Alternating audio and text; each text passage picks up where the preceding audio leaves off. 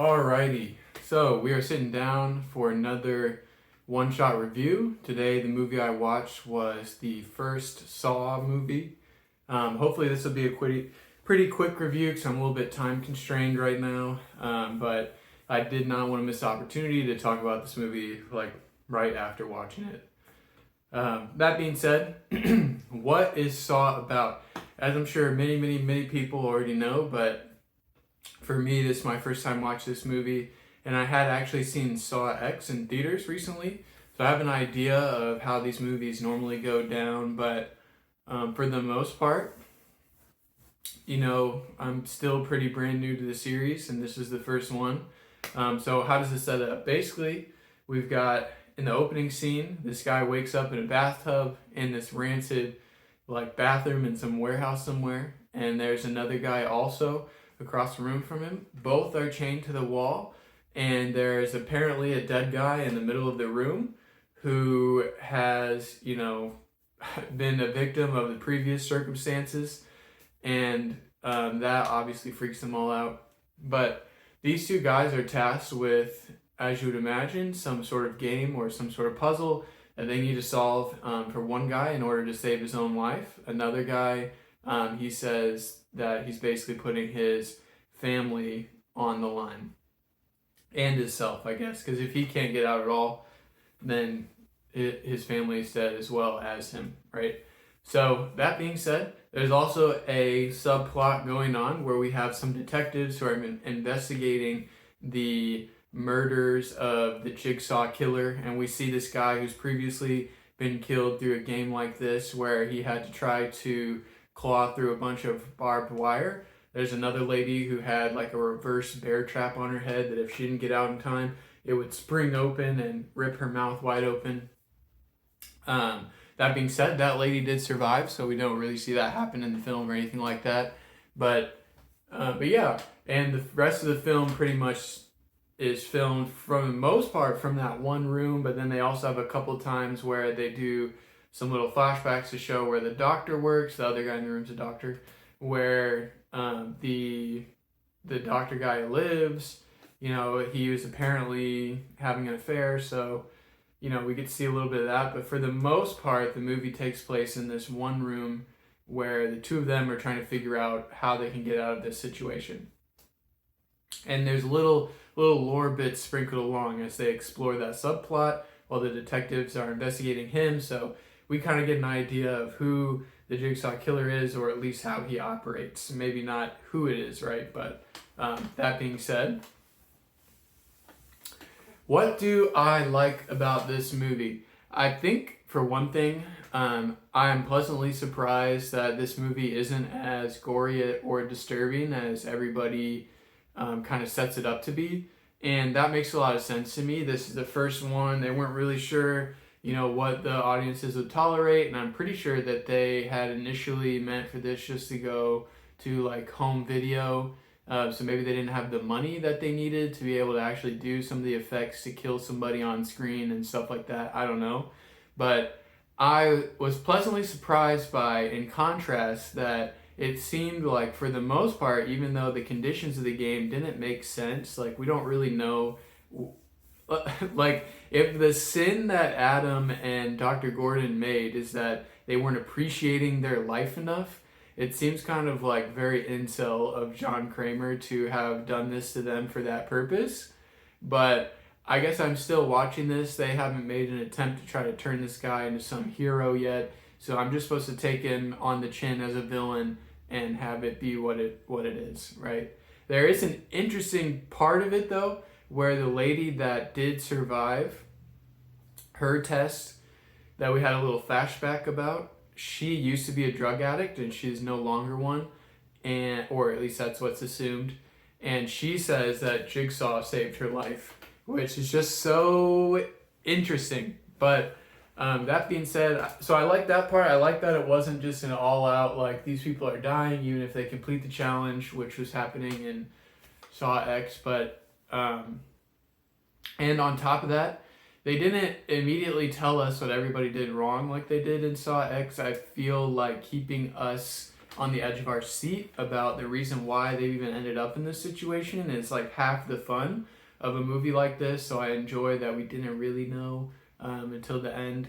And I did also like the subplot of of Danny Glover's character sort of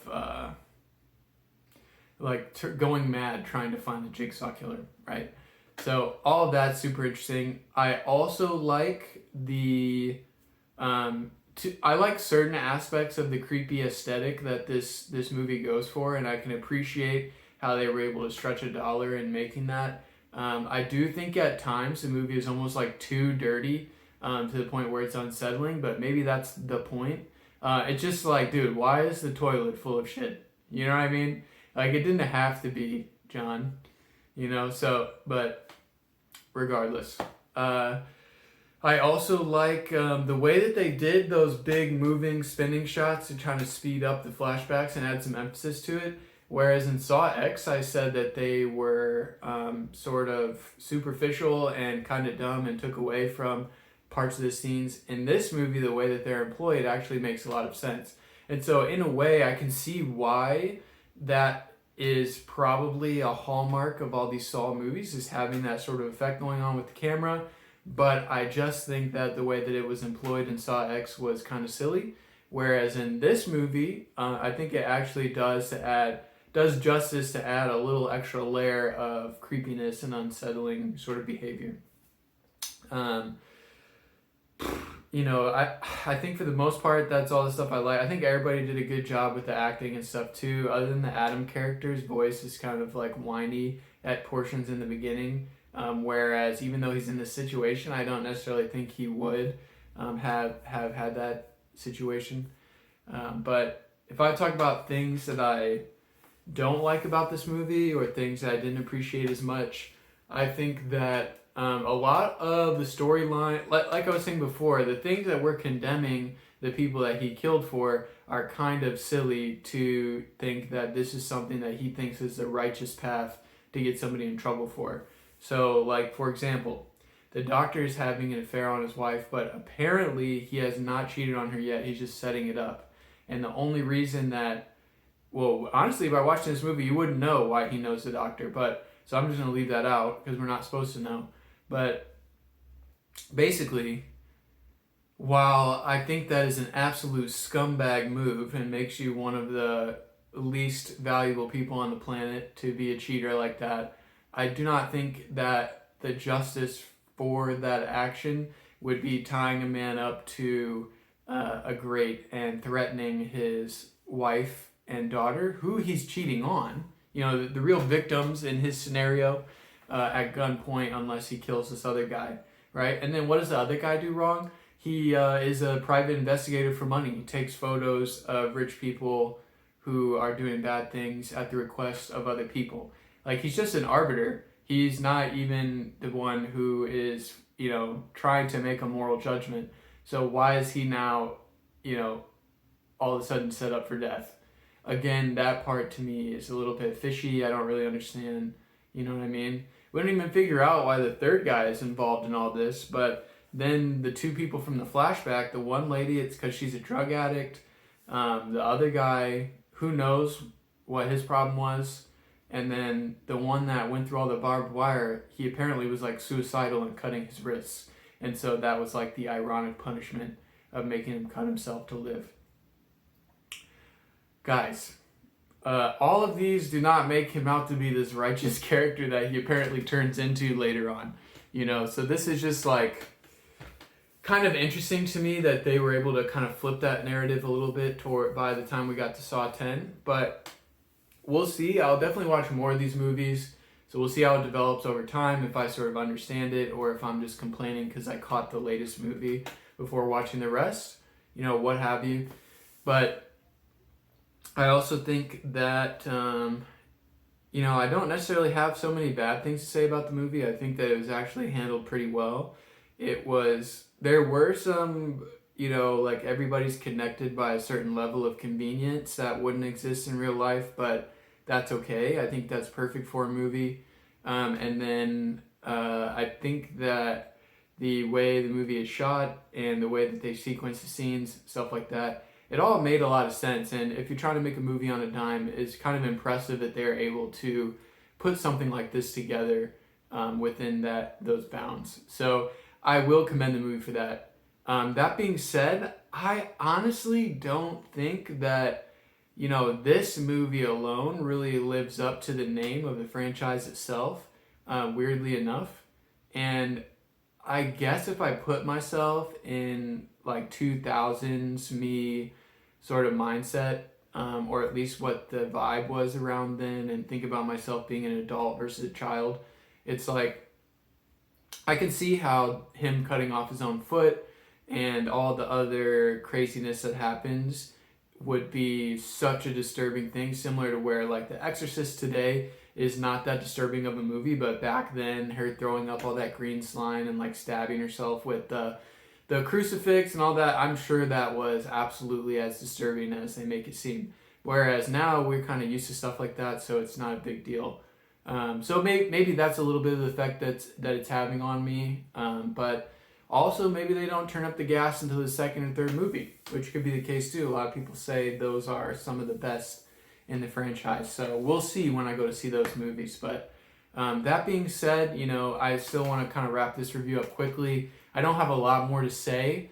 I just want to say that, I was pleasantly surprised that it was actually more of a movie than a gore fest. And I am just also confused as to how he somehow becomes a righteous character because, some of these people that he's kidnapping are minding their own business to an extent, even if they may be thinking wrong. I don't think they deserve to be put to death for that.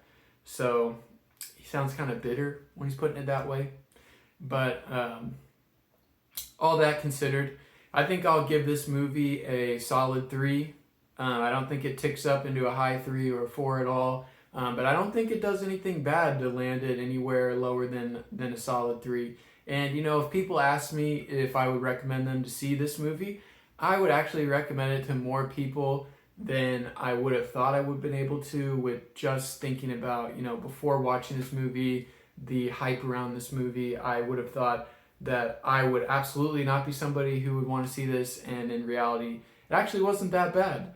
And I think that more people would enjoy it. So that being said, it's a solid 3. That's the first Saw movie. Like, comment, and subscribe if you feel like it. If you dislike this movie or you dislike my opinion on this movie, let me know in the comments down below why. So that being said, that's the review. I will catch you guys on the next one.